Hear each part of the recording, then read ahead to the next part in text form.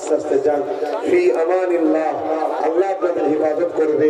আপনাদের উপরে যদি জুলুম করে আল্লাহ তাকে যেন ধ্বংস করা যায়, বলুন আমিন।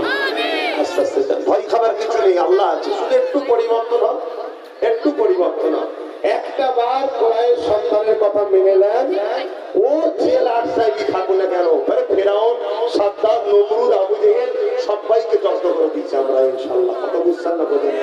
আমরা আবার কিছু দিই আল্লাহর হাওয়ালায় যান, তবে হই হই নয়, খুব ঠান্ডা মাথায় মাথা ঠান্ডা করে পা ফেলবে।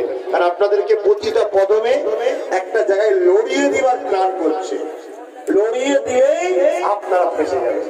কথা বুঝে আসছে? মনে রাখবেন, আদিবাসী দলিত হিন্দু সমাজের ভাই সবাই আমাদেরকেই ভালোবাসে, মিলেমিশে আছে। সবাই যে বিজেপি হয়ে গেছে তা নয়, ঠিক না বেটি? অতএব মিলেমিশে থাকবেন, সব মিলেমিশে থাকবেন। আস্তে আস্তে যান, চলে যান, দাঁড়াবেন না। আমি আপনারা গেলে তারপরে থাকবো।